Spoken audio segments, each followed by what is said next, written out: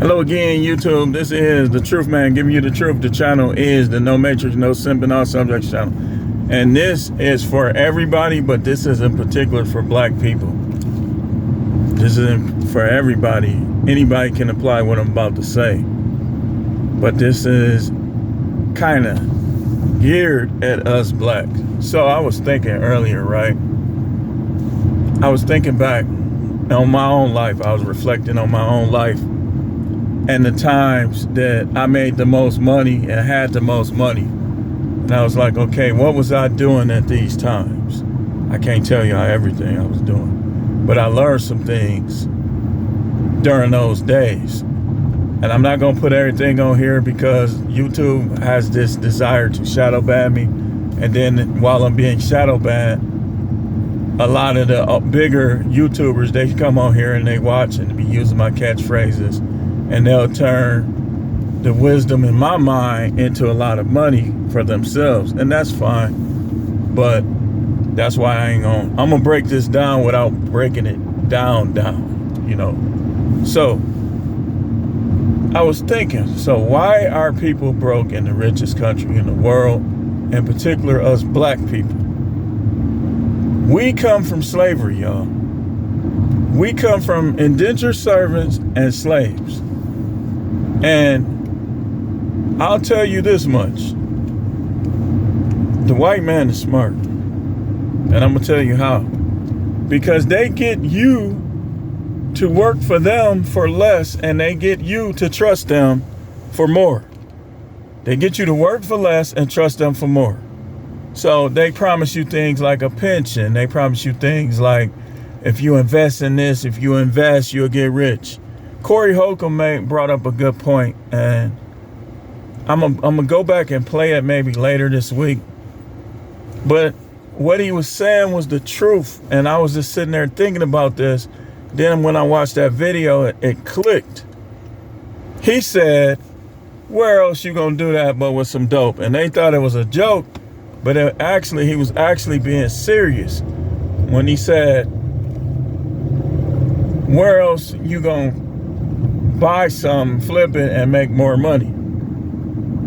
But I looked at it like your own products, like in terms of whatever your product is. And so I'm thinking back, what was I doing during the times where I had the most money? I'm gonna give y'all some of it right now. I'm gonna give y'all some of it. The first thing, you gotta look at jobs merely as fronts. You don't look at it, you don't expect anything out of your job other than to make some money and put it up. If you can't do that, or you can't do just that, then guess what's gonna happen? You're gonna be right back in slavery. Slavery was them living on plantations, working for peanuts to make the master rich. Let me say it again. Slavery was them working for peanuts to make the master rich. They done found clever ways to get you to do that today. Go to our college, student loan debt. Get a good job. Your house, you ain't gonna be able to pay cash for your house. So now y'all do realize that one of the things they did during slavery time was loans. Like they forced high interest rates on the work, on the sharecropping and stuff like that. So I'm like, the times I had the most money, I viewed jobs as fronts. What I used to do is I would take the money that I made from my job and I would cash my check and just put it in the bag. And if I needed some of it to do something faster, I would use it and put it right back when I got paid the next time. Because I had my other money that was growing based on what I was doing. See, it's concepts. People is using the wrong concepts. That's why they check the check. Like, okay, for instance, if you make $20 and you spend $19, you only got $1. You see? So in 10 months, let's say you do that 10 times. You only gonna have $10, and you probably gonna need to spend that last dollar. That's what's happening to people, in particular us black. We listen to the slavery narrative, go to college, get a good job, and then when we finish college, now people don't want to hire us because we black. And we finish college, and because we finished college, now we don't want to deal with nobody that's black. So we basically continue in the slavery narrative against each other and against ourselves, where it's a way you got to buy your freedom, just like they had to back then. You had to buy your freedom. So freedom costs.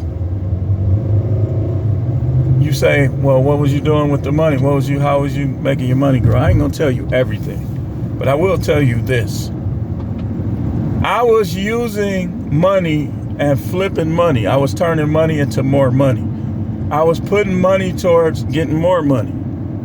A product that I knew would sell. See, that's what you have to do. You don't sell a product that you're not sure about. You sell a product that you know people will buy, and then you go where they will buy it. That's how you do it. Nothing against investing, all that stuff, but keep me. Okay, how many years you been investing? How rich have you gotten?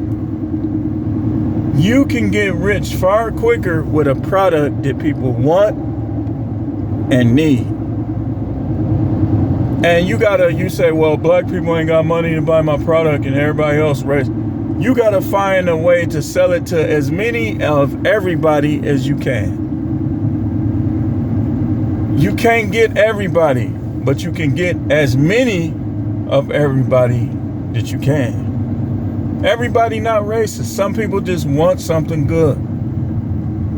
People come up with all these reasons.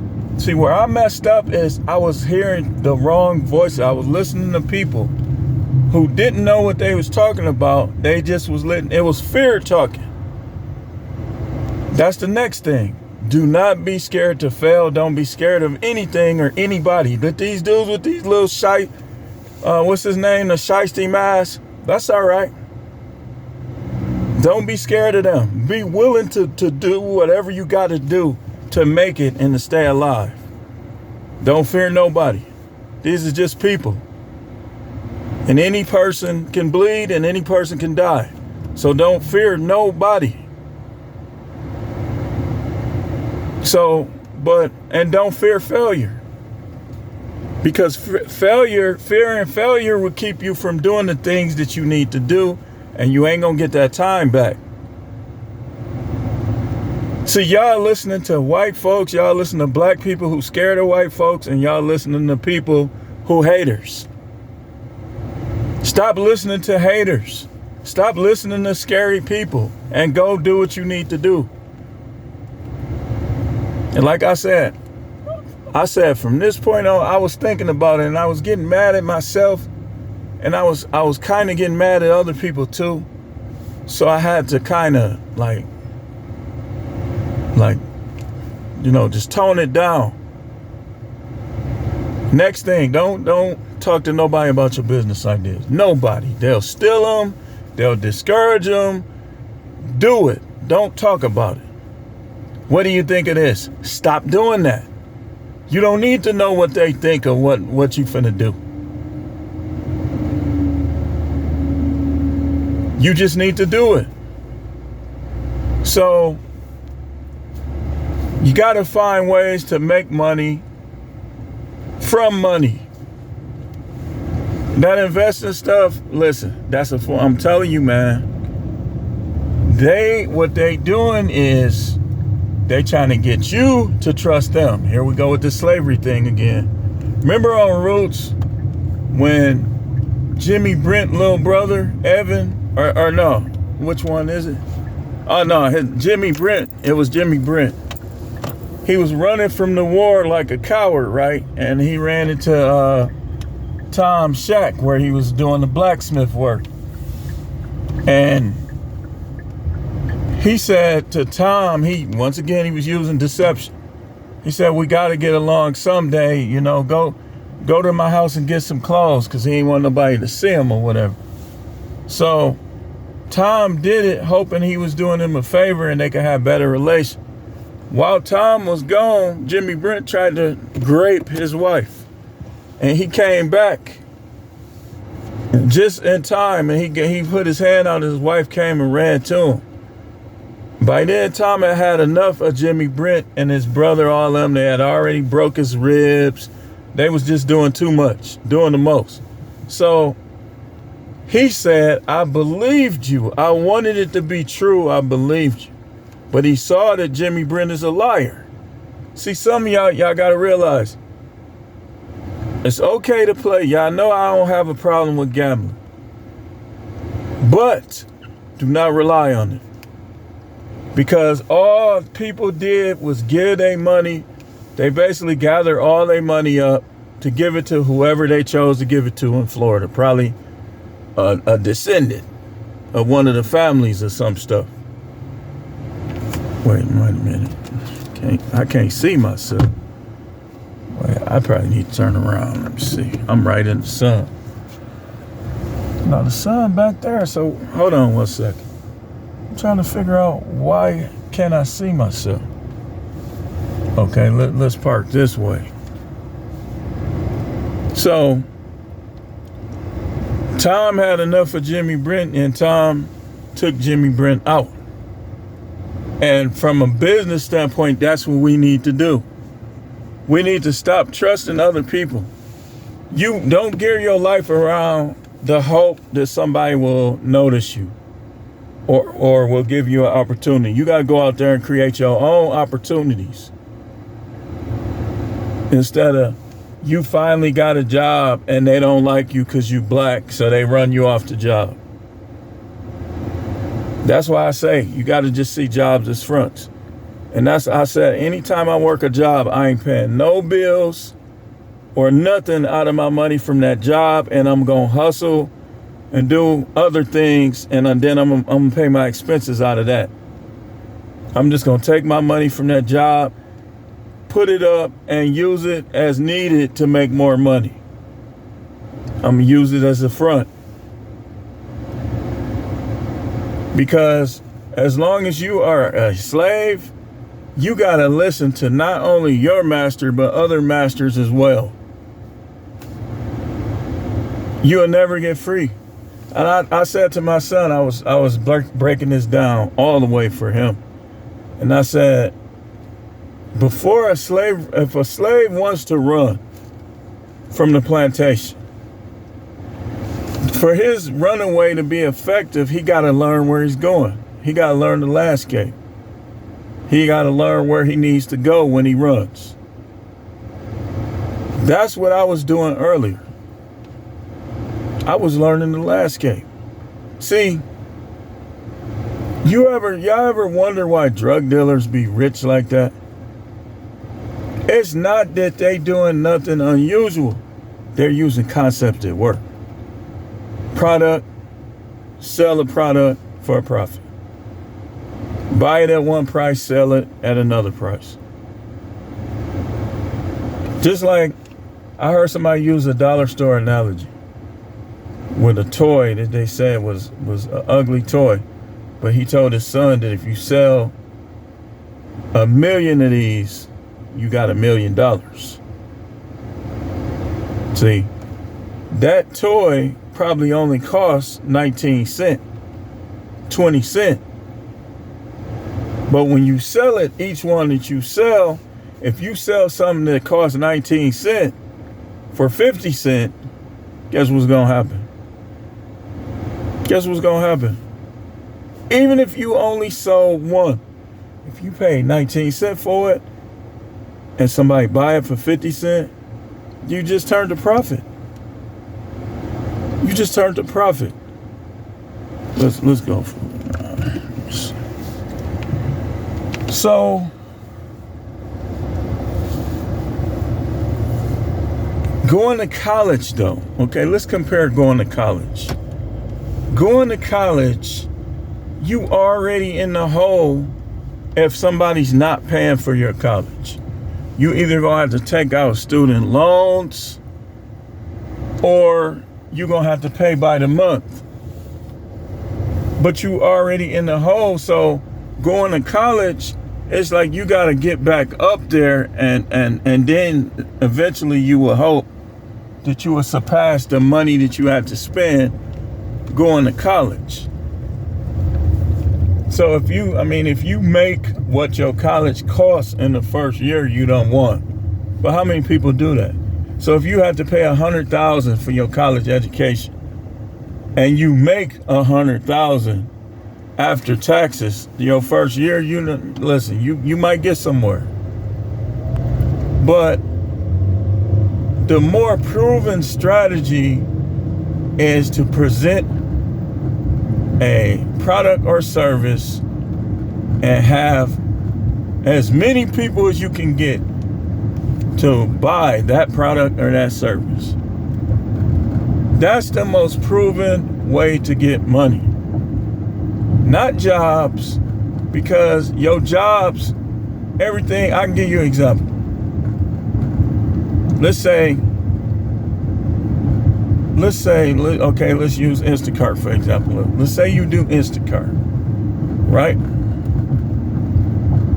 You do Instacart and you do it as a full-time income. You make $100 a day, but gas, all your expenses come out to like $30, so you make $70 a day, right?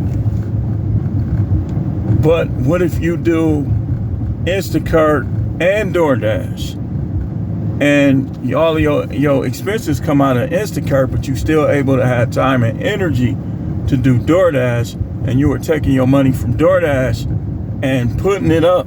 See, they want to discourage saving. Don't save money. That's the dumbest thing I ever heard. I don't even have to be Warren Buffett to know that that's just not smart.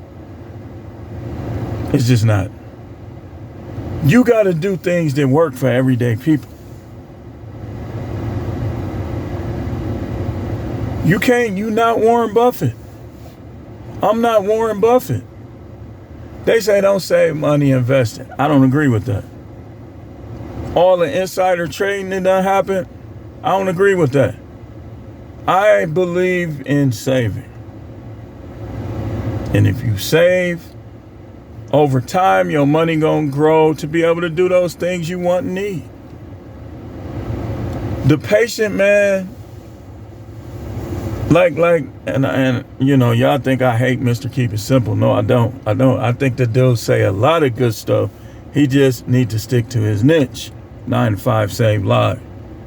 And like he always says, the turtle always wins. The turtle wins because the turtle knows that the race is a long race. And he's not playing around, but he's not tiring himself out either. So if you could just be patient and focus on making the money, and then after you make the money, focus on keeping the money and letting it grow. It's all right to invest. I invest, but I don't rely on it. Very little. I focus more on saving. So, well, what if somebody break in your house? They better do it when I'm gone, because if I'm there, it might be wraps for them. I'm not even saying that I have money in my house or whatever. You could keep it in the bank. Keep it on a prepaid card. Like NetSpend, you can get practically 100 NetSpend cards if you want to. And you can keep money on all of them. So, the turtle always wins. What did the turtle translate in? That's the person who saves up cash for their house. People be like, I'm gonna pay my house off when I retire. Okay, why not? You 25, why not focus on stacking your money till you 45 and buying you a house? Or get you a cheap house and just keep flipping houses, live in them and sell them, live in them and sell them. See, y'all always want to do what other people say. That renting stuff, I know from being a renter. Things change, man. Stuff happen in people's lives and they can't pay. I would rather sell the house, make a profit off the sale, and keep doing it that way. That's what I would rather do. Because think about it. If you sell 20 houses, you flip 20 houses, you buy it for like $10,000. You buy a cheap house in an average area that might not be that good, might not be that bad. $20,000 house, and you sell it for $30,000, and you do that 10 times. You done made $100 grand in profit, and then you just keep doing it. Now you telling me if somebody buys it, you say, yeah, I'm about to end this mark. Y'all, next thing. Stop listening to all the doom and gloom stuff. If it happens, adjust. But don't not do nothing because you worried about what's going to happen. That's the dumbest thing. A lot of people thought the world was going to end 100 years ago. Did the world end? No, it didn't. So, don't listen to all that stuff that's going to make you not want to do nothing. Or people. Next thing, see, I can't put everything in here. I'm just thinking of what I could put in here. The next thing is, don't listen to people who haven't done it. In fact, limit your conversations with them. If you know a person is scary financially, don't talk to them about starting businesses and stuff like that, because all they're going to do is discourage you. So you can't talk to them about that. Get you a pen, get you some paper, get your phone out, do some Google searches, figure out what you're going to sell or what you're going to do. I don't see how, like I used to tell people when I worked at the school as a janitor, like, I don't see how y'all not doing this for yourself on the side.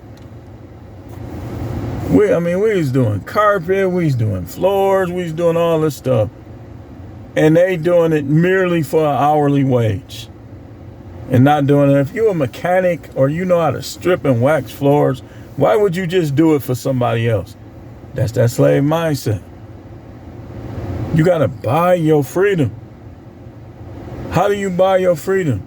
Remember on Chicken George was trying to figure out how much it would cost to get all of them free?